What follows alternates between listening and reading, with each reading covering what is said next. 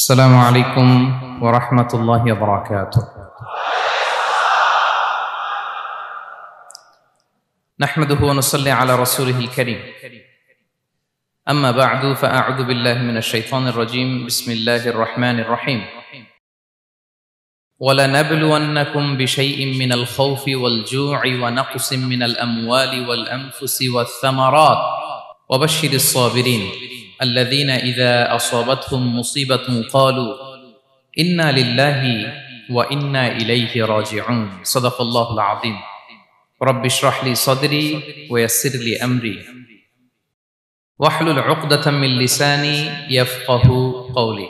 সম্মানিত সুধী, আমরা এই পৃথিবীতে খুব অল্প একটা সময়ের জন্য, একটা ট্রানজিট পিরিয়ড কাটানোর জন্য বেসিকলি আমরা এই পৃথিবীতে এসেছি। আমরা কি চিরকাল এই পৃথিবীতে থাকবো বলেন তো? না, একটা ট্রানজিট পিরিয়ডে আমরা এসেছি, আবার চলে যেতে হবে।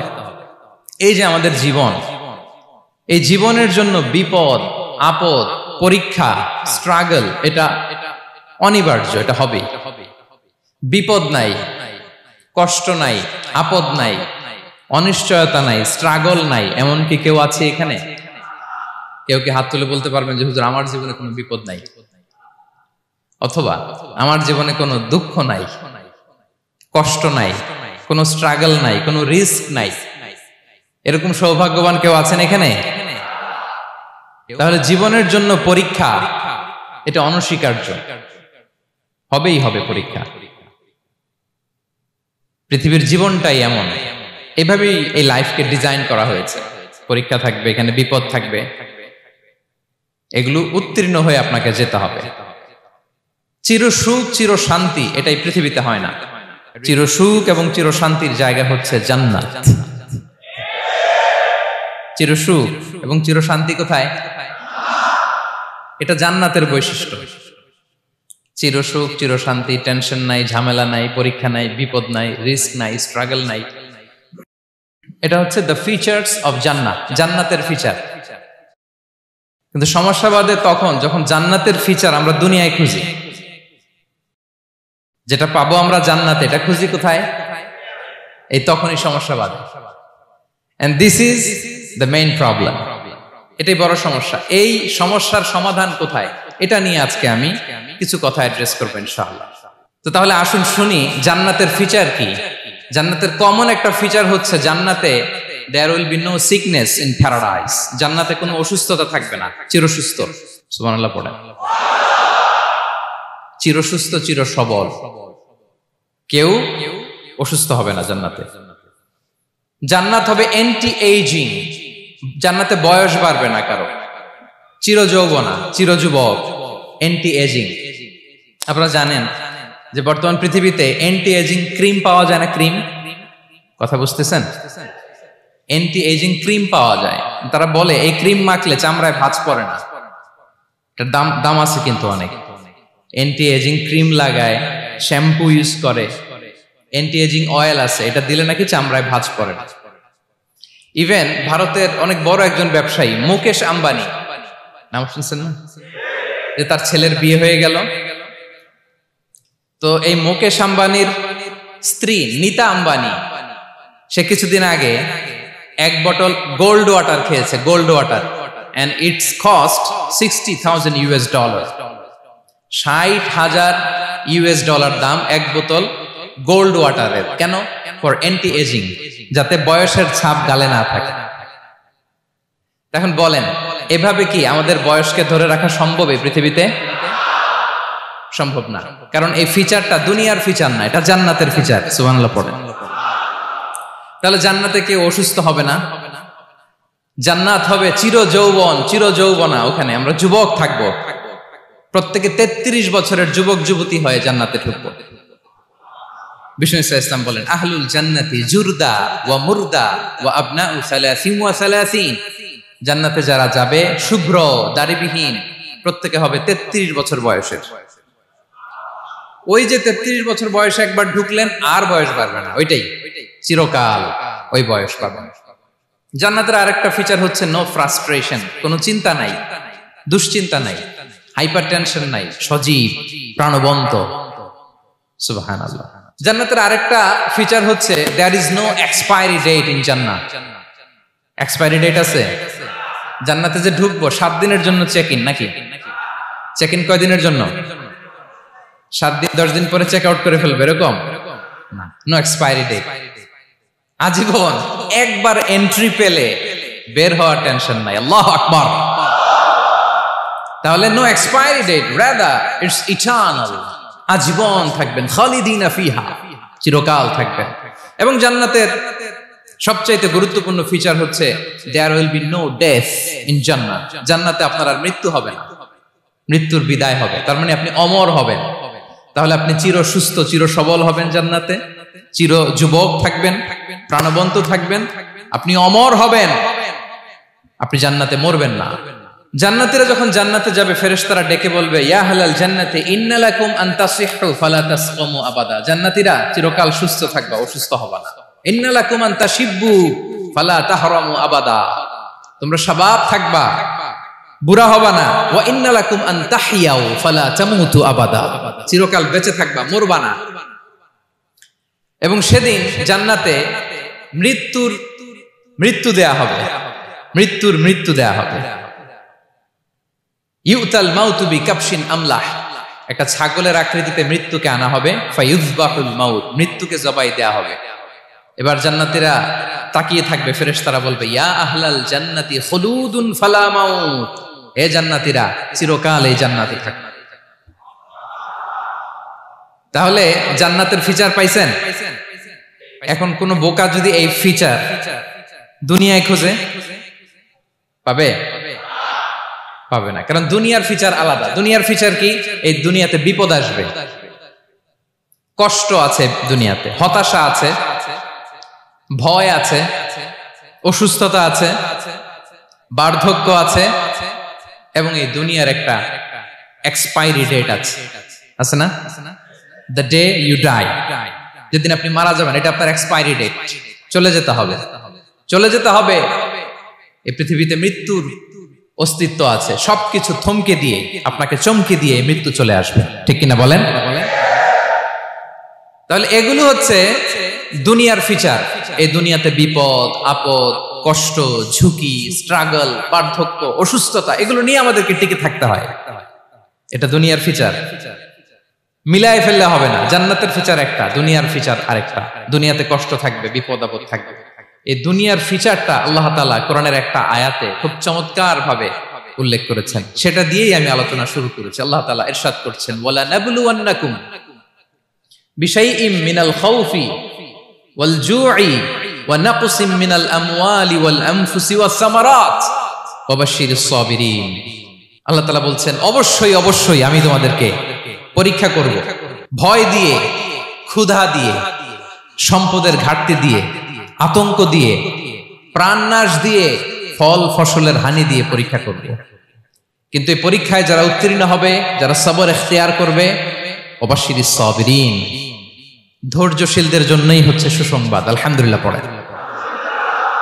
তাহলে সম্মানিত সুধী, আমরা বুঝতে পারলাম এই পৃথিবীর ফিচার হচ্ছে এখানে বিপদ থাকবে, বিপদ ছাড়া কেউ থাকবে না। স্ট্রাগল থাকবে, কষ্ট থাকবে, ঝুঁকি থাকবে, রিস্ক থাকবে, এবং নানা ধরনের বিপদ আপদ দিয়ে আল্লাহ তাআলা আমাদেরকে পরীক্ষা করবেন।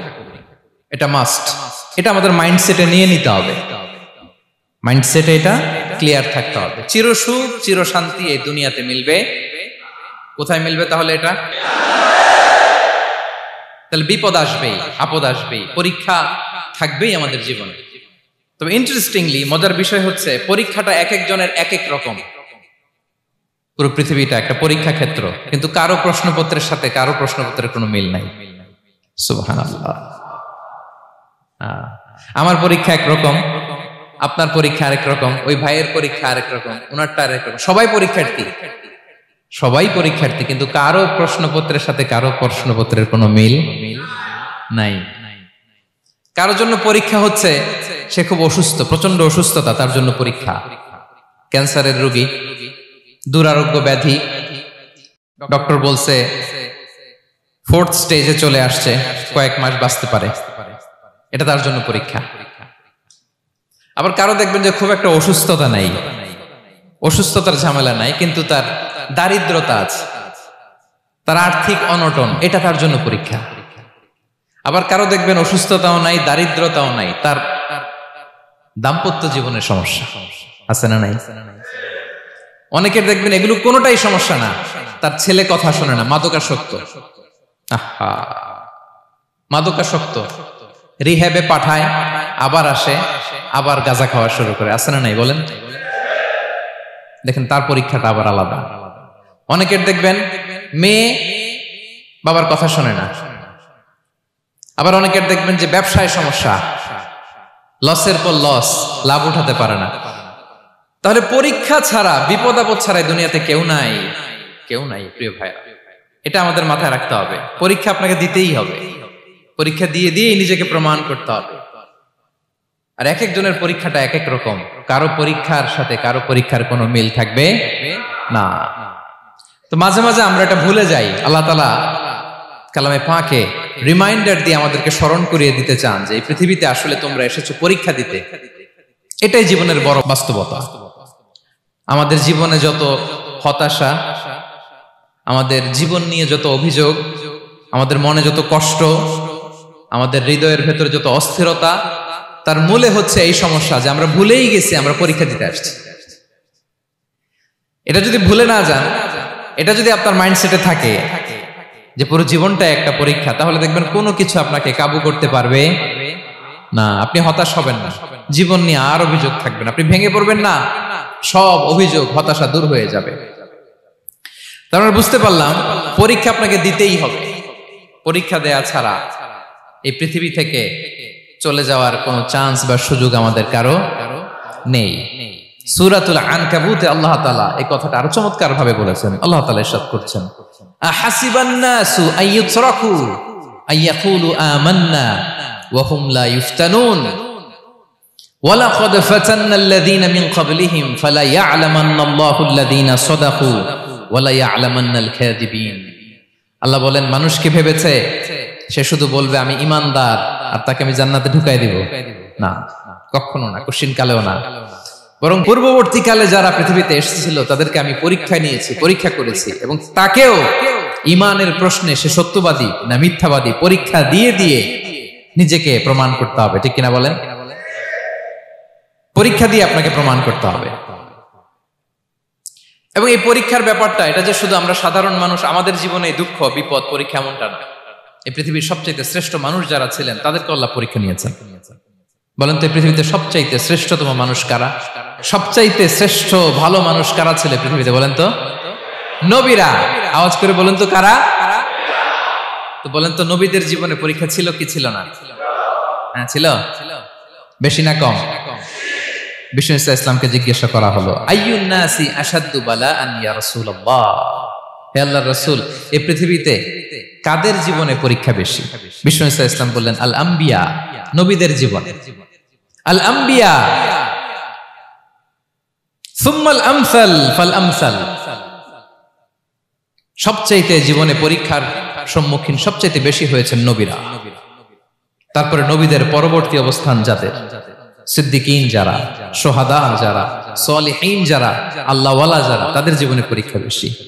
ইউবতালার রাজুলু আলা হাসাবি দীনি, ব্যক্তির দিনদারি যত বেশি তার জীবনে আল্লাহর পরীক্ষাও তত বেশি। আপনি আল্লাহওয়ালা হবেন, আপনার জীবনে পরীক্ষাও অনেক বেশি। এজন্য ইমানদার হওয়া যেমনি মর্যাদার, ইমানদারের জীবনে পরীক্ষাও হবে অনেক বেশি। এবং পরীক্ষা যত বড়, খেয়াল রাখতে হবে, মন খারাপ করার কোনো সুযোগ নেই। পরীক্ষা যার জীবনে যত বড়, সেটাতে সফল হতে পারলে ওটার প্রতিদানও বড়। পরীক্ষা যত বড়, এটাতে সাকসেস হইতে পারলে এটার রিওয়ার্ডও তত বড়। বিষ্ণু ইসলাম বলেন, ইযামুল জাযাই মাআ ইযামিল বালা, বালা যত বড় জাযাও তত বড়, প্রতিদানও তত বড়। আপনারা নবীদের জীবনে যদি খেয়াল করেন, দেখবেন যেই নবীর জীবনে পরীক্ষা যত বেশি, সেই নবীর জীবনে সফলতাও তত বেশি। সাইয়েদানা ইব্রাহিম আলাইহিস সালামের কথাটা একটু খেয়াল করেন তো, বলেন তো ওনার জীবনে পরীক্ষা কেমন ছিল? বেশি না কম? ওনার জীবনের পরীক্ষা থেকেই তো আমরা এই শব্দটা ব্যবহার করি। আমরা বলি অগ্নি পরীক্ষা। কি বলি? মানে আগুনে নিক্ষেপ করা হয়েছে সাইয়েদনা ইব্রাহিম আলাইহিস সালামকে। তাও স্বাভাবিকভাবে না, উলঙ্গ করে, ন্যাকেট করে ওনাকে অপমানিত করবার জন্য ওনার গায়ের জামা কাপড় খুলে উলঙ্গ অবস্থায় আল্লাহর খলিল সাইয়েদনা ইব্রাহিম আলাইহিস সালামকে অগ্নিকুণ্ডে নিক্ষেপ করা হয়েছিল। এরকম এক্সপেরিয়েন্স এই অডিটোরিয়ামের ভেতরে আমাদের কখনো হয়েছে? তাইলে সাধারণ মানুষের জীবনের পরীক্ষা আর নবীদের জীবনের পরীক্ষার মধ্যে পার্থক্য আছে না নাই? ওই পরীক্ষায় উনি পাশ করে ফেললেন। 86 বছর পর্যন্ত আল্লাহর কাছে দোয়া করলেন, আল্লাহ আমাকে একটা নেককার সন্তান দাও। আল্লাহ সন্তান দেয় না। 86 বছর পরে আল্লাহ তাআলা সাইয়েদনা ইব্রাহিম আলাইহিস সালাম এবং হাজারের ঘরকে উজালা করে সন্তান দিলেন। সাইয়েদনা ইসমাঈল আলাইহিস সালাম পৃথিবীতে আসলেন কত বছর বয়সে? 86 বছর বয়সের এখানে কেউ আছেন? হ্যাঁ, আছি আমরা? কেউ নাই। 86 বছর বয়সে প্রথম সন্তান পেয়েছে। তাদের ঘরকে উজালা করে আল্লাহর নবী সাইয়েদনা ইসমাঈল আলাইহিস সালাম আসলেন।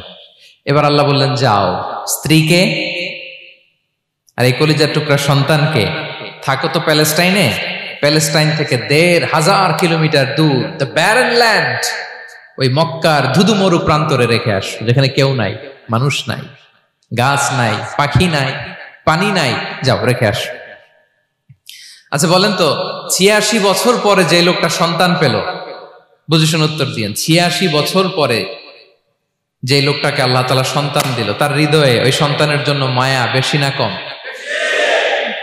এমনি তো আমাদের প্রথম সন্তানের হিস্ট্রিটা একটু খেয়াল করেন তো। প্রথম আমাদের যে মেয়ে হয়েছিল বা যাদের ছেলে হয়েছিল, তার প্রতি আদর, সোহাগ, দরদ, ভালোবাসা, আহ্লাদ কত ছিল।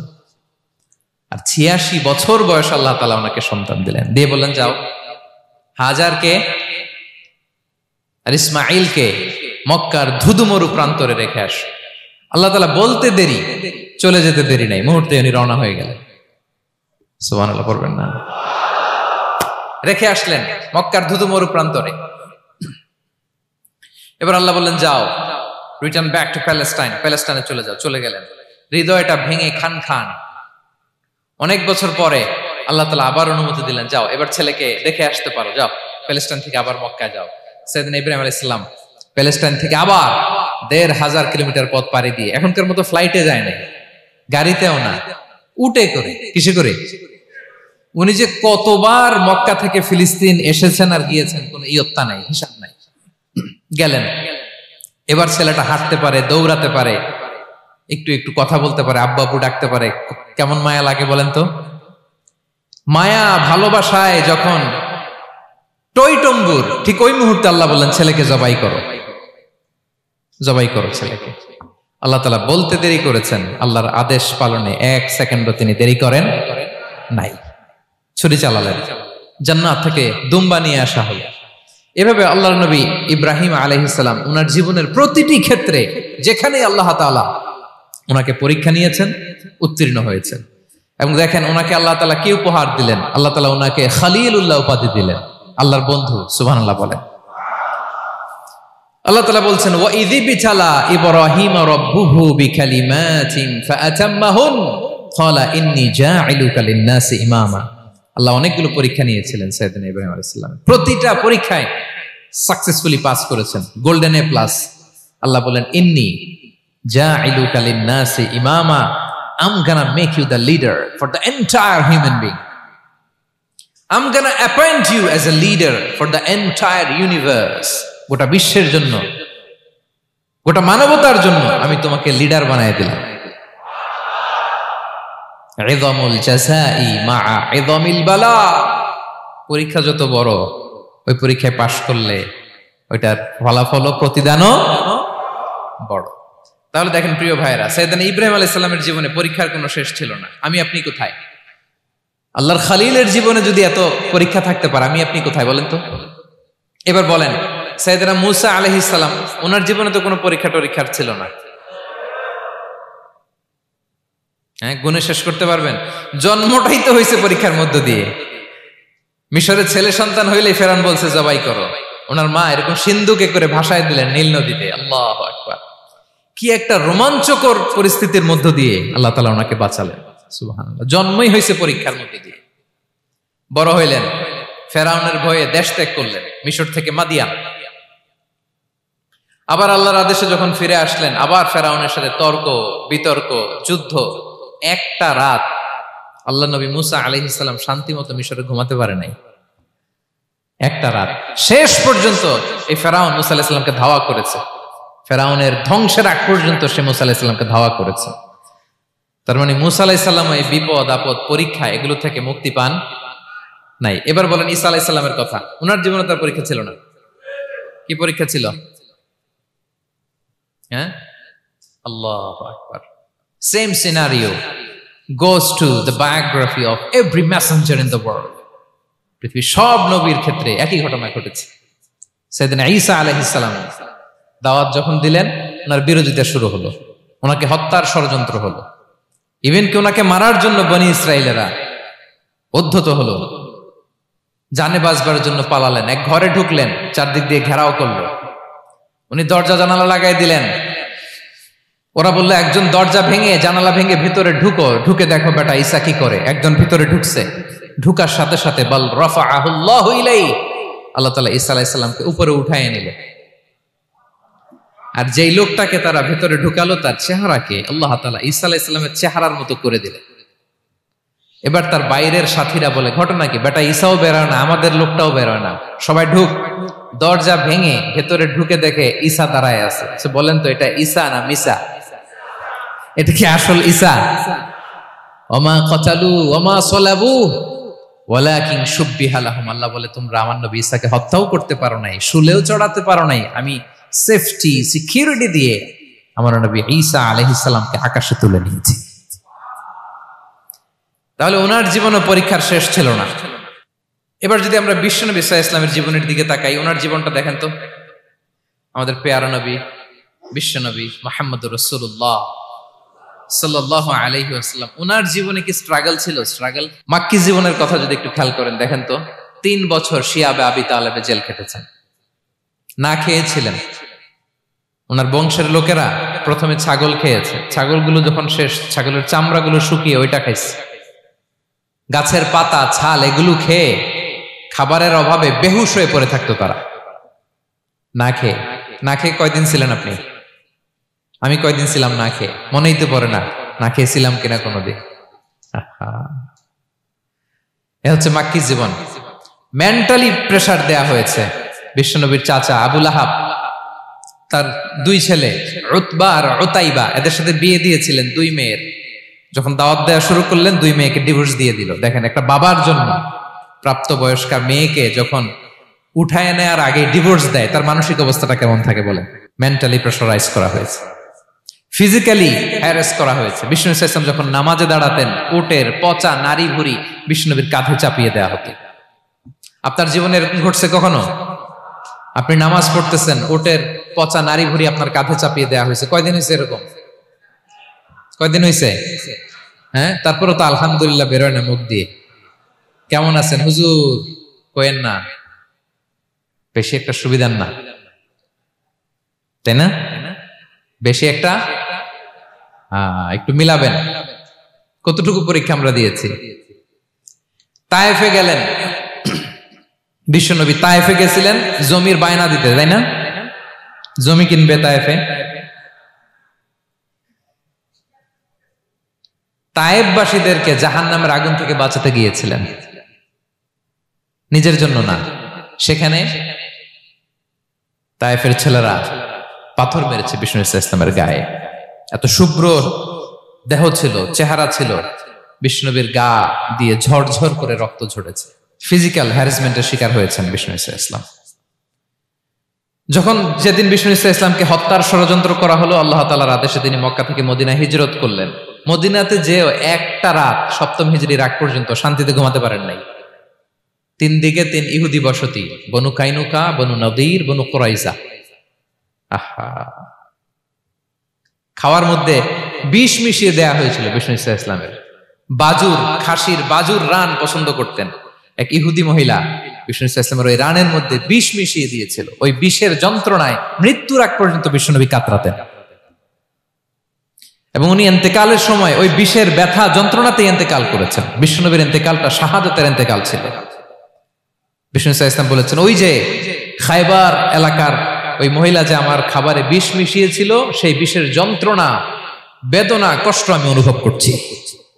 খেয়ে না খেয়ে দিন প্রচারের কাজে নিজেকে দিয়েছ বিলিয়ে, তায়েফের কাফিরেরা চিনল না সে আলো, দুষ্ট ছেলেদের পিছু দিল লেলিয়ে, পাথরের আঘাতে ক্ষত বিক্ষত হয়ে সারা শরীর থেকে রক্ত ঝরে।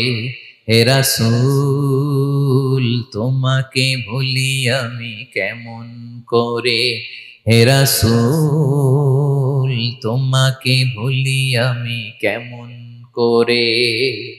হাজার ব্যথা বেদনার পরে ফিরে আসনি তুমি আপন ঘরে, দিনের আলো তুমি ছড়িয়ে দিতে চলে গেলে মদিনায় মক্কা ছেড়ে। হে রাসূল তোমাকে ভুলি আমি কেমন করে, হে রাসূল তোমাকে ভুলি আমি কেমন করে। ঠিক কিনা বলেন? একটা রাত শান্তিতে শান্তির ঘুম তিনি দিতে পারেন নাই। প্রিয় ভাইরা, তাহলে আমরা কি বুঝলাম? বিশ্বনবীর জীবনও পরীক্ষা ছিল কি ছিল না? আমাদের উপায় আছে? আমরা বাঁচতে পারবো এই বিপদ আপদ পরীক্ষা ঝঞ্ঝাল থেকে? বাঁচতে চাইলেও বাঁচতে পারবো? পারবো না। ইমাম মালিক আলাইহি রাহমা নাম শুনেছেন? ইমাম মালিক, ওনার জ্ঞান থেকে লাখো লাখো মানুষ উপকৃত হয়েছে, কোটি কোটি মানুষ উপকৃত হয়েছে। মদিনার রাস্তায় রশি দিয়ে ওনাকে টেনে হিচড়ে এক এলাকা থেকে আরেক এলাকায় নিত জালেম বাদশারা। ইমাম মালিক আলাইহি রাহমা। ইমাম আহমদ ইবনে হাম্বল, ওনাকে বেত্রাঘাত করা হতো, চাবুক দিয়ে পেটানো হতো। আমাদের মাযহাবের ইমাম আল ইমাম আল আযম আবু হানিফা আলাইহি রাহমা, ওনাকে কারাবন্দী করা হয়েছিল। তার মানে দেখেন, যত বড় বড় স্কলার, যত বড় বড় মাশায়েখ, এমনকি আম্বিয়া আলাইহিমুস সালাম, ওনারাও পরীক্ষা বিপদ আপদ থেকে রেহাই পাইছে? তাহলে আপনি আর আমি পাবো? বলেন তো। তাহলে এটা আমাদের ব্রেইনে গেঁথে নিতে হবে যে জীবন মানেই এখানে বিপদ থাকবে, পরীক্ষা থাকবে, স্ট্রাগল করে করে আমাকে আগাতে হবে। কেউ আমার জন্য রেড কার্পেট বিছিয়ে রাখবে না। এই জীবনটা বড় জটিল। This is life, how it's design. এভাবেই পৃথিবীকে ডিজাইন করা হয়েছে। এখানে বিপদ আছে, কষ্ট আছে। এই পরীক্ষা দিয়ে দিয়ে আপনাকে উত্তীর্ণ হতে হবে। বুঝতে পেরেছেন প্রিয় ভাইরা? নাও দ্য কোশ্চেন আরাইজ, এখন প্রশ্ন হচ্ছে, কেন আল্লাহ এই পরীক্ষা নেন? কেন? আল্লাহ তাআলা সূরা মুলকে বলেছেন, এই পৃথিবী সাজানোর, এই জীবন মৃত্যুর এই খেলা, এটার উদ্দেশ্যটাকে আল্লাহ তাআলা স্পষ্ট করে বলেছেন। আল্লাযী খালাকাল মাউতা ওয়াল হায়াতা লিয়াবলুয়াকুম আইয়ুকুম আহসানু আমালা। জীবন মৃত্যু দিয়ে তোমাদের জীবনকে সাজানো হয়েছে এজন্য, যাতে করে তিনি তোমাদের পরীক্ষা করতে পারেন। কি করতে পারেন? তোমাদের মধ্যে কে সৎকর্মে অগ্রগামী, কে কাজে ভালো, আমলে ভালো, এটা দেখার জন্য। বেসিকলি আল্লাহর দেখার প্রয়োজন নাই, আমাদেরকে দেখানোর জন্য এই পরীক্ষার আয়োজন। আমি ভালো করবো না খারাপ করবো এটা আল্লাহ জানে না? তো ওনার পরীক্ষা করা লাগে কেন? কথা বলেন। আমি জান্নাতি না জাহান্নামী এটা আল্লাহ জানেন না? বেসিকলি আমাদেরকে জানানোর জন্য এই পরীক্ষার আয়োজন।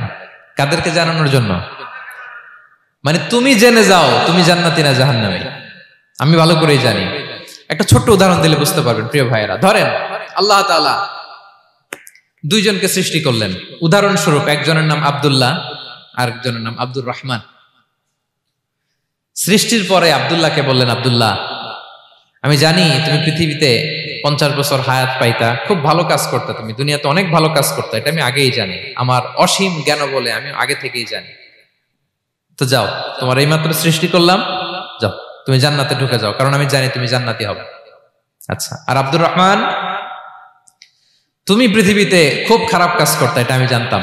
তোমারে পাঠাইলে খারাপ কাজ করবা, তুমি সীমা লঙ্ঘন করবা, অন্যায় করবা, অপরাধ করবা, তুমি জাহান্নামী হবা। যাও, যেহেতু আমি জানি পরীক্ষার আর দরকার নেই, তোমারে জাহান্নাম দিয়ে দিলাম, যাও ঢুকে যাও। আব্দুল্লাহ ঠিকই জান্নাতে ঢুকে যাবে, আব্দুর রহমান কি ঢুকবে? ঢুকবে। সে বলবে, আল্লাহ এই মাত্র আমারে বানাইলেন, এই মাত্র আপনি আমাকে সৃষ্টি করলেন, সৃষ্টি করেই বলতেছেন তুমি জাহান্নামে যাও, আর বলতেছেন আমি জানি দুনিয়াতে পাঠালে তুমি খারাপ কাজ করবা, তুমি জাহান্নামী হবা, পাঠানোর আর কি দরকার, আগে থেকে জাহান্নামে যাও। আল্লাহ আপনি জানলে জানতে পারেন, আমি তো জানি না। ঠিক কিনা বলেন? সে বলবে, না আল্লাহ আপনি ভুল বলতেছেন, এই দুনিয়াতে পাঠাইলে আমি খুব ভালো কাজ করতাম, আমি সীমা লঙ্ঘন করতাম না, নামাজ পড়তাম, রোজা রাখতাম, হজ করতাম, যাকাত দিতাম, সাদাকা করতাম, চ্যারিটি করতাম, জনকল্যাণকর সব ভালো কাজগুলো আল্লাহ আমি করতাম। এজন্য আল্লাহ তাআলা পরীক্ষার আয়োজন করেছেন, যাতে করে তুমি জেনে যাও যে পৃথিবীতে তুমি কি করেছো। এখন আর আল্লাহকে এক্সকিউজ দেওয়ার সুযোগ নেই। আচ্ছা বলেন তো, আবু জাহেলকে যদি আল্লাহ এখন কিয়ামতের দিন বলে, আবু জাহেল go to the hell fire, আবু জাহেলের কিছু বলার সুযোগ আছে? কারণ ও দুনিয়াতে কি করে আসছে এটাও জানে না। ফেরাউনকে ডেকে যদি আল্লাহ বলে, ফেরাউন তুমি জাহান্নামে যাও, go to the hell fire, ওর কি কোনো এক্সকিউজ দেওয়ার সুযোগ আছে? বলেন, সুযোগ আর আছে? কারণ তুমি দুনিয়াতে কি করেছো তোমার চেয়ে ভালো কেউ আর জানে। তা পৃথিবীতে এই পরীক্ষার এই আয়োজনের সবচাইতে বড় উদ্দেশ্য হচ্ছে যাতে করে আমরা দেখে যাই যে আমরা কি কাজ করছি। কেউ যখন পরীক্ষা দেয় প্রিয় ভাইরা, ওই পরীক্ষায় কত পাবে তার একটা হিসাব আছে না? বলেন, আপনি গণিত পরীক্ষা দিয়ে আসছেন, যে 100-তে 100 পাবে সে বলতে পারে আমার সব অঙ্ক হয়েছে, ঠিক কিনা বলেন? আর যে লাড্ডু গুড্ডু বুঝছেন তো, কিছুই পারে নাই, ঘোড়ার ডিম, তারও একটা হিসাব আছে যে সে কিছুই লিখে আসতে পারে নাই। তাই পৃথিবীতে এই পরীক্ষার আয়োজনের প্রধানতম কারণ হচ্ছে যাতে করে আমরা বুঝে যেতে পারি যে আমরা কোথায় যাব, জান্নাতে না জাহান্নামে। প্রিয় সুধী, এ পর্যায়ে আমরা জানবো এই যে পরীক্ষা আল্লাহ তাআলা নিচ্ছেন আমাদেরকে, এই পরীক্ষায় সফল হওয়ার মূল মন্ত্র কি। কোরআনে বিভিন্ন আয়াতে এই পরীক্ষার কথা বলা হয়েছে এবং এই পরীক্ষার সফলতার মূল মন্ত্রও কোরআনে ঘোষিত হয়েছে। আলহামদুলিল্লাহ বলেন। যে আয়াত দিয়ে আমি শুরু করেছি, এই আয়াতে আল্লাহ তাআলা বলেছেন, ওয়াবাশশিরিস সাবিরিন, নবী হে ধৈর্যশীলদেরকে আপনি সুসংবাদ দিন, ধৈর্যশীলদেরকে সুসংবাদ দিন। তার মানে বিপদে ধৈর্য ধারণ করতে হবে প্রিয় ভাইরা। ইন্নামাস সাবরু ইনদা সাদামাতিল উলা, বিপদে আমরা অনেক সময় প্যানিক হয়ে যাই, অস্থির হয়ে যাই, কি করব, হতাশ না। মুমিনরা হতাশ হয় না, ধৈর্য ধারণ করে। কি করে? কি করে? ধৈর্য ধারণ করার শক্তি দাও গো মেহেরবান আমায়, দাও গো মেহেরবান। পড়েন, ধৈর্য ধারণ করার শক্তি দাও গো মেহেরবান আমায়, দাও গো মেহেরবান। সবাই বলুন একসাথে, ধৈর্য ধারণ করার শক্তি দাও গো মেহেরবান আমায়, দাও গো মেহেরবান। বুকের ভেতর ব্যথার নদী বইছে অবিরাম, বইছে বইছে অবিরাম। পড়ুন, ধৈর্য ধারণ করার শক্তি দাও গো মেহেরবান আমায়, দাও গো মেহেরবান। পড়েন আমিন। আল্লাহ যেন বিপদে আমাদেরকে ধৈর্য ধারণ করার তৌফিক দান করে। প্রিয় ভাইয়েরা, ধৈর্য এটা এমন একটা গাছ যে গাছের সারা গায়ে কাটা, কিন্তু এই গাছের ফলটা বড় সুস্বাদু।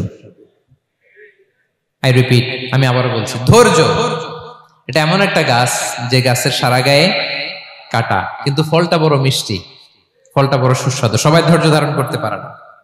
বিষ্ণু ইসলামকে আল্লাহ তাআলা নানা সময় আশ্বস্ত করেছেন, সান্ত্বনা দিয়েছেন, আর ধৈর্যের বাণী শুনিয়েছেন। আল্লাহ বলেন, ফাসবির কামা সাবারা উলুল আজমি মিনার রাসূল, নবী হে আপনার আগে দৃঢ় প্রত্যয়ী নবীরা যেরকম ধৈর্য ধারণ করেছে, আপনিও ধৈর্য ধারণ করুন। সূরাতুল মুজাম্মিল আল্লাহ তাআলা বলছেন, ওয়াসবির আলা মা ইয়াকুলুনা ওয়াহজুরহুম হাজরান জামিলা। ওরা যাই বলুক আপনি ধৈর্য ধারণ করুন, ওদের কথাকে ইগনোর করুন, just ignore what they are saying to you. যা বলে আপনি জাস্ট ইগনোর করেন।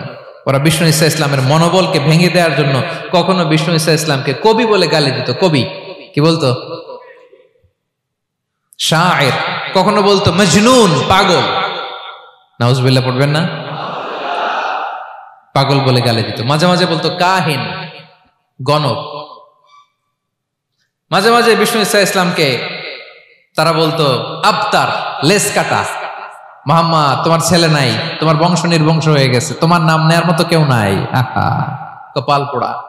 গোটা বিশ্বব্যাপী বিষ্ণু ঈসা ইসলামের সুনাম সুখ্যাতি ছড়িয়ে দিয়েছে কে? আকাশ বাতাস মাড়িয়ে, সাতাকাশ ছাড়িয়ে আল্লাহর আরশ পর্যন্ত আল্লাহ তাআলা বিষ্ণু নবীর সুনাম সুখ্যাতিকে সুউচ্চ করেছেন। ঠিক কিনা বলেন? ইগনোর করুন। আপনাকে কবি বলে, গণক বলে, আপনাকে পাগল বলে, আপনাকে লেসকাটা বলে, জাস্ট ইগনোর দেন। বর্তমান সময়েও নানা ধরনের ট্যাগ আমাদেরকেও দেয় কি দেয় না বলেন? দেয়। আমাদেরকে কি বলে? মৌলবাদী বলে, বলে বলে ওই যে রাজাকার বলে। রাজাকার রাজাকার খেলার দিন শেষ। মন মতো হইলে মুক্তিযোদ্ধা, মন মতো না হইলে রাজাকার, এই দিন শেষ। ওই দিন আর নাই। এই কার্ড দিয়ে আর খেলার দিন নাই। এগুলো মানুষ আর খায় না এখন, এগুলো গিলে না আর। সাধারণ মানুষ বড্ড সচেতন। দেখেন, কালের বিবর্তনে, সময়ের আবর্তনে একই পরিক্রমা আমাদেরকেও ট্যাগিং করে। আমাদেরকে মৌলবাদী বলে, ব্যাকডেটেড বলে, রাজাকার বলে, জঙ্গি বলে, যুদ্ধাপরাধী বলে। আছে না এরকম? ওয়াসবির আলা মা ইয়াকুলুন, নিজের সাথে মিলায় নেন। যা বলে ধৈর্য ধারণ করো। ওয়াহজুরহুম হাজরান জামিলা, জাস্ট ইগনোর দেম, ভালোভাবে ইগনোর করেন। খালাস, সালাম দিয়ে কেটে পড়েন। তাহলে প্রিয় ভাইরা, এই বিপদ আপদ আমাদের পিছু ছাড়বে না, পিছু ছাড়বে না। নবীদের পিছু ছাড়ে নাই, আমরা কোথায়? আমরা আর কি? বিপদ আমাদেরকে ধৈর্য ধারণ করতে হবে, মনোবল হারাইলে হবে না। দেখেন বিশ্বনবী কিভাবে আপনাদেরকে সান্ত্বনা দেয়। বিশ্বনবী বলেন, আজাবান লি আমরিল মুমিন, মুমিনের ব্যাপারটা বড় আশ্চর্যজনক। ফাইন্না আমরাহু কুল্লাহু লাহু খাইর, মুমিনের জীবনে যা ঘটে সবটাই খাইর, সবটাই কল্যাণ। ইন আসাবাতহু সাররাউ শাকারা ফাকানা খাইরাল্লাহ ওয়া ইন আসাবাতহু দাররাউ সাবারা ফাকানা খাইরাল্লাহ। মুমিনের জীবনে যদি সুখ আসে তাহলে মুমিন শুকরগুজার হয়, এটা তার জন্য ভালো। আর যদি মুমিন জীবনে দুঃখ আসে তাহলে সে সবর ইখতিয়ার করে, এটাও তার জন্য ভালো। সুবহানাল্লাহ। তাহলে দেখেন, আমরা হয় সুখে থাকি নয় দুঃখে থাকি, ঠিক কিনা বলেন? তাহলে সুখের সময় আমরা শুকর করি, কি করি? শুকরগুজার হই। শুকরিয়া করাও একটা ইবাদত, শুকরিয়া করাও কি? আর দুঃখের সময় আমরা সবর করি, সবর করাটাও একটা। তাহলে আমাদের পুরো জীবনটাই ইবাদত, পুরো জীবনটাই। সুখের সময় শুকর আর দুঃখের সময় সবর। আওয়াজ করে বলেন, সুখের সময় শুকর আর দুঃখের সময়। এই দুই ইবাদত মুমিন জীবনে চলমান, কন্টিনিউয়াস, একটা উইন উইন সিচুয়েশন। কি বলেন? উইন উইন হয়ে গেল না? যেই পরিস্থিতিতেই থাকে আমাদের জন্য লাভ। আল্লাহু আকবার। তাহলে প্রিয় ভাইরা, এটাই জীবনের বাস্তবতা। সবর আমাদেরকে ইখতিয়ার করতে হবে, হতাশ হওয়া যাবে না। অনেকে আমরা অল্পতে হতাশ হই। এই যে আমরা ধৈর্য ধারণ করছি, এর ফল পাচ্ছি না? দীর্ঘ দেড় দশক ধরে ধৈর্য ধারণ করছেন না আপনারা? এখন মুক্তি, স্বাধীনতা, বিজয় এনে দিয়েছে কে? ধৈর্য ধারণ করুন। ধৈর্যের যে ফলাফল, এটা বড় মিষ্টি। ধৈর্য এমন একটা গাছ, এই গাছের সারা গায়ে কাটা, কিন্তু এর ফলটা বড় সুস্বাদু, এর ফলটা বড় মিষ্টি। ধৈর্য ধারণ করার অভ্যাস করতে হবে প্রিয় ভাইরা। মুমিন হতাশ হয় না, হাল ছেড়ে দেয় না। মুমিন ভরসা রাখে একজনের উপর, তিনি কে? লা তাইয়াসু মির রাউহিল্লাহ ইন্নাহু লা ইয়াইয়াসু মির রাউহিল্লাহি ইল্লাল কওমুল কাফিরুন। আল্লাহর রহ থেকে, রহম থেকে নিরাশ হয়ে যাও না। কাফির ছাড়া, অকৃতজ্ঞ ছাড়া কেউ আল্লাহর রহ থেকে, আশা থেকে নিরাশ হয় না। শয়তানের সবচেয়ে বড় মিশন হলো আমাদেরকে হতাশ বানানো, এটা খেয়াল রাখবেন। শয়তানের সবচাইতে বড় মিশন কি? আমাদেরকে হতাশ করে দেয়া। হতাশ বানাইতে পারলে সে সাকসেসফুল, খুশি। কিন্তু আমরা এত সহজে হতাশ হই না, আমরা নিরাশ হই না, আমরা বিপদে হাল ছেড়ে দেই না। আমরা ভরসা রাখি এক মহান সত্তার উপর। তিনি কে? মনে থাকবে? বিপদ আসলে ভেঙে পড়বেন, ভিসা না হইলে কান্নাকাটি শুরু করবেন, ব্যবসায় লস হইলে হাউমাউ, হ্যাঁ, দেশ থেকে কোনো দুঃসংবাদ আসলে হতাশ হবেন, ভেঙে পড়বেন। ধৈর্য ধারণ করব আমরা। আওয়াজ করে বলেন, আমরা কি করব? সবর। বিপদ ট্যাকেল দেওয়ার প্রথম স্টেপ হচ্ছে সবর। ধৈর্য ধারণ করতে হবে। অবশ্যই সাবিরিন, ধৈর্যশীলদেরকে সুসংবাদ দাও। বিপদ থেকে বাঁচার দ্বিতীয় স্টেপ হচ্ছে এই বিপদ থেকে উত্তরণের চেষ্টা করতে হবে। কন্টিনিউয়াস প্রচেষ্টা চালিয়ে যেতে হবে। ওয়াল্লাযীনা জাহাদু ফিনা লানাহদিয়ান্নাহুম সুবুলানা। যারা আমার রাস্তায় চেষ্টা করে, প্রচেষ্টা করে, স্ট্রাগল করে, তাদেরকে আমি পথ দেখিয়ে দেই, সুবুল দেখিয়ে দেই, ওয়ে আউট দেখায় দেই, এক্সিট দেখায় দেই। কোথাও আটকাবেন না আপনি, আপনাকে এক্সিট দেখাই দিবে কে? মালয়েশিয়াতে কেলুয়ার বলে না? কেলুয়ার কি বলে চিনেন? কেলুয়ার মানে কি? এক্সিট। এক্সিট পেয়ে যাবেন, আটকাবেন না আপনি জীবনে কোথাও। 3 নাম্বার, আল্লাহর উপর তাওয়াক্কুল করতে হবে বিপদ আসলে। ওমাইয়া তাওয়াক্কাল আলাল্লাহি ফাহুয়া হাসবুহ। আল্লাহর উপর যে তাওয়াক্কুল করে, আল্লাহই তার জন্য যথেষ্ট হয়ে যায়। তাহলে বিপদে প্রিয় ভাইয়ের আমরা প্যানিক হব না, ধৈর্য ধারণ করব, বিপদ থেকে উত্তরণের সর্বোচ্চ প্রচেষ্টা চালিয়ে যাব, আর ভরসা রাখবো একজনের উপর, তিনি কে? আর বিপদ আসলে এটাকে নেগেটিভলি নেবেন না সব সময়। বিপদ আপদ এটা অনেক পজিটিভ ভালো জিনিস আমাদের জীবনে বয়ে নিয়ে আসে। শাইখুল ইসলাম ইবনু তাইমিয়া আলাইহি রাহমা উনি বলতেন, খুব দামি কথা, খুব হেভি ওয়েট কথা, মনোযোগ দিয়ে শুনুন। তিনি বলতেন, যে নেয়ামত তোমাকে আল্লাহ থেকে দূরে সরায়, ওই নেয়ামতের চেয়ে বিপদ ভালো যে বিপদ তোমাকে আল্লাহর দিকে ধাবিত করে। আই রিপিট, আমি আবারও বলি, যে নাজ নেয়ামত তোমাকে আল্লাহ থেকে দূরে সরিয়ে দেয়, সে নাজ নেয়ামতের চেয়ে ওই বিপদ আপদ ভালো যেই বিপদ আপদ তোমাকে আল্লাহর কাছে টেনে নেয়। তাহলে বিপদ আপদ আসলে আপনি হতাশ হবেন? আর কখনো দুঃখ করবেন? মোয়ারের ভাইয়েরা, আর মন খারাপ করবেন? আপনি খেয়াল করে দেখেন, বিপদ আসলে আমরা আল্লাহরে ডাকি বেশি। যখন অসুস্থ আপনি খেয়াল করেন তো, আল্লাহ আল্লাহ তুমি ছাড়া বাঁচানোর কেউ নাই, আল্লাহ আল্লাহ তুমি হেফাজত করো, আল্লাহ তুমি সুস্থ করে দাও। যখন লাইফ থ্রেট, দেখেন আপনি গুম হয়ে যেতে পারেন, আপনার কারাবন্দি করতে পারে, এরকম একটা বিপদের মধ্যে আছেন, তখন খেয়াল করেন তো আল্লাহর সাথে আপনার কানেক্টিভিটি, রিলেশনশিপটা কতটা ডেভেলপ হয়। কারণ বিপদে পড়লে আমরা আল্লাহরে ডাকি বেশি। তাহলে বিপদ আপদেরও কিছু পজিটিভ সাইড বা দিক আমাদের জীবনে আছে না নাই? অনেক পজিটিভ দিক আছে, কয়েকটা শেয়ার করি। 1 নাম্বার, আল্লাহ 1 নাম্বার পজিটিভ সাইড তো বললাম, ইমাম ইবনু তাইমিয়া যেটা বললেন। এরপরে হচ্ছে মাঝে মাঝে আল্লাহ তাআলা আমাদের মর্যাদাকে আপগ্রেড করতে চায়, এলিভেট করতে চায়। আপনি ধরেন কোন একটা এয়ারলাইন্সের রেগুলার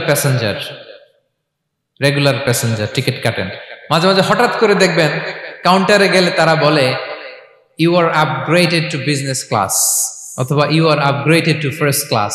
যেহেতু রেগুলার প্যাসেঞ্জার, অনেক মাইলস জমা হয়েছে, আপগ্রেড করে দেয়। আল্লাহ তাআলা মাঝে মাঝে চায় তিনি আমাদের মর্যাদাকে, র্যাঙ্ক, এটাকে আপগ্রেড করবেন। কিন্তু আমার যে আমল আখলাকের অবস্থা, ওইটা দিয়ে ওই আপগ্রেড র্যাঙ্কে যাওয়ার সুযোগ নাই। বুঝতেছেন কথা? আল্লাহ চায় আমার লেভেল একটু আপ করতে, কিন্তু আমার আমলের যে অবস্থা, এতে আমি ওখানে যাই না। তখন আল্লাহ কিছু বিপদ আপদ দিয়ে, পরীক্ষা দিয়ে বান্দাকে টেস্ট করে। ওই পরীক্ষায় যদি উত্তীর্ণ হন, সাথে সাথে আল্লাহ তাআলা আপনার লেভেল বা র্যাঙ্ক আপগ্রেড করে দেয়। সুবহানাল্লাহ পড়বেন না? তাহলে লাভ না লস? আওয়াজ করে বলেন, লাভ না লস? মুমিন জীবনের সব লাভ। যত বিপদ আপদ আপনাকে স্পর্শ করে, প্রতিটাতেই আপনার জন্য কল্যাণ। বিষ্ণু ইসলাম বলেন, মা ইউসিবুল মুসলিমা মিন নাসাবিন ওয়ালা ওয়াসাবিন ওয়ালা হাম্মিন ওয়ালা হুজনিন ওয়ালা আযান ওয়ালা গাম্মিন হাত্তা শাওকাতি ইউশাকুহা ইল্লা কাফফারাল্লাহু বিহা খাতায়া। আপনার জীবনে যত দুঃখ, যত যন্ত্রণা, যত টেনশন, যত অ্যাংজাইটি, যত ইনজুরি, এমনকি গোলাপ ফুল পাড়তে যে ওখানে যে কাঁটা বাঁধছে, বড়ই খেতে যে বড়ই গাছে ওঠার পর যে একটা কাঁটা বিঁধছে আপনার হাতে, এর কারণে আল্লাহ তাআলা আপনার গুনাহ মাফ করে দেয়। সুবহানাল্লাহ। তাহলে বিপদ আপদ দিয়ে আল্লাহ বান্দার মর্যাদাকে আপগ্রেড করে। বিপদ আপদে ফেলে আল্লাহ তাআলা বান্দার পাপ মোচন করে। বিপদ আপদ দিয়ে আল্লাহ তাআলা বান্দার শাস্তি মওকুফ করে। এমন পাপ করছেন এটার জন্য শাস্তি বরাদ্দ হয়ে গেছে, কিন্তু আল্লাহ তাআলা ওই শাস্তি থেকে মাঝে মাঝে আপনাকে বাঁচাতে চায়, তখন কিছু বিপদ দিয়ে বান্দারে পরীক্ষা করে। উত্তীর্ণ হলেই আল্লাহ তাআলা ওই শাস্তিকে মওকুফ করে দেয়। তাহলে আসুন সামারি করি, পুরো আলোচনাটার সামারি করি। এক নম্বর সামারি হচ্ছে বিপদ আপদ, পরীক্ষা, স্ট্রাগল, কষ্ট, এটা সুন্নাতুল্লাহি ফিদ দুনিয়া। এই দুনিয়ায় আল্লাহর সুন্নাত, এর বাইরে কেউ যেতে পারে না, ইভেন নট দ্য মেসেঞ্জার্স, নবীরাও না। আজকের আলোচনায় শুনছেন না নবীদের জীবন দিয়ে কি গেছে, ups and downs, test and trial, নবীরাও না। তাহলে এটা আমাদের মাইন্ডসেটের সাথে সেট আপ করে নিতে হবে যে অতীতে, বর্তমানে, ভবিষ্যতে বিপদ আপদ মুক্ত এই পৃথিবীতে কেউ থাকবে না। পারবেন? হ্যাঁ, এটা মাইন্ডসেটে নিয়ে নিতে হবে যে এটাই জীবন, বিপদ আপদ দিয়ে আল্লাহ পরীক্ষা করবেন। এটাই পৃথিবী। চির সুখ চির শান্তি এই পৃথিবীতে খুঁজলেই পাওয়া যায় না। শুরুতে বলছিলাম না, চির সুখ চির শান্তি। বলেন তো এটা কি দুনিয়ার ফিচার না জান্নাতের ফিচার? জান্নাতের ফিচার দুনিয়ায় খুঁজলে পাওয়া যাবে? যাবে না। তাহলে আজকের আলোচনার এক নাম্বার লেসন হচ্ছে বিপদ আপদ এটা সুন্নাতুল্লাহি ফিদ দুনিয়া। এই দুনিয়া আল্লাহর সুন্নাত, এটা থেকে মুক্তি পাওয়ার কোনো সুযোগ নাই, নবীরাও পায় নাই। দুই নাম্বার লেসন, বাঁচার যেহেতু সুযোগ নাই, we have to face it with patience, intellect and tawakkul. বিপদে অস্থির হওয়া যাবে না, এটাকে ফেস করতে হবে উইথ পেশেন্স, ধৈর্যের সাথে। বিপদ আমরা মোকাবেলা করব কিসের সাথে? ধৈর্য। প্যানিক হবেন না, অস্থির হবেন না, ধৈর্য ধারণ করবেন উইথ ইন্টেলেক্ট। আল্লাহর দেয়া আপনার ইন্টেলেক্ট খাটিয়ে এই বিপদ উত্তরণের সর্বান্তকরণের চেষ্টা প্রচেষ্টা আপনার চালায় যেতে হবে। আর সবশেষে আত-তাওয়াক্কুল আলাল্লাহ, ডিপেন্ডিং অন আল্লাহ, ভরসা করব কার উপর? আল্লাহর উপর। পারা যাবে তো? আচ্ছা, দুইটা লেসন গেল। তিন নাম্বার লেসন হচ্ছে আমাদের ছেলে মেয়েদেরকে we have to educate our child regarding the test and trial in this dunya. দুনিয়ার এই বিপদ আপদের ব্যাপারে আমাদের ছেলে মেয়েদেরকে শেখাতে হবে, বুঝাতে হবে। ওরা ছোট মানুষ তো অস্থির হয়ে যায়, আব্বু আমার সাথে কেন এমন হয়, আমারই শুধু পেন্সিল চুরি হয়, আমারই শুধু এটা হয়, আমি পরীক্ষায় খারাপ করি, আমি ব্যথা পাই, আমার এই আমার সেই। ছোট মানুষ তো বুঝে না। ওরা বুঝাইতে হবে যে বাবা, this is the essence of life, এটাই জীবন। এটাই কি? এই লাইফ হ্যাকস গুলো তাদেরকে শেখাইতে হবে। ডোন্ট বি প্যানিক, প্যানিক হওয়া যাবে না। This is how life is design, এটাই জীবন। বিপদ আপদ আসবে, এটাকে মেনে নিতে হবে, ছেলে মেয়েদেরকে শিখাইতে হবে, তাহলে তারাও প্যানিক হবে না। পারবেন তো ইনশাআল্লাহ? আচ্ছা, 4 নাম্বার লেসন হচ্ছে যেটা আমরা জানলাম, এই বিপদ আপদ সবসময় আমাদের জন্য খারাপ না। সামটাইমস ইট ব্রিংস খায়ের for us if dealt properly. ঠিক মতো বিপদকে ডিল করতে পারলে এটা আসলে আমার জন্য আখেরে কল্যাণই বয়ে নিয়ে আসে। কি বলেন, তাই না? কল্যাণ বয়ে নিয়ে আসে। সব শেষ কথা হলো আমরা যেন এই বিপদগুলোকে প্রপারলি ডিল করতে পারি, আমরা যেন সবর ইখতিয়ার করতে পারি। আল্লাহর কাছে চাইতে হবে, দোয়া করতে হবে, কারণ তৌফিক দেওয়ার মালিক কে? আল্লাহর কাছে যেন আমরা কায়মনোবাক্যে প্রার্থনা করতে পারি, আল্লাহ এই বিপদকে যেন আমরা ডিল করতে পারি উইথ সাবর, উইথ ইন্টেলেক্ট, উইথ তাওয়াক্কুল। আসল হাতিয়ার হচ্ছে এটা, দোয়া।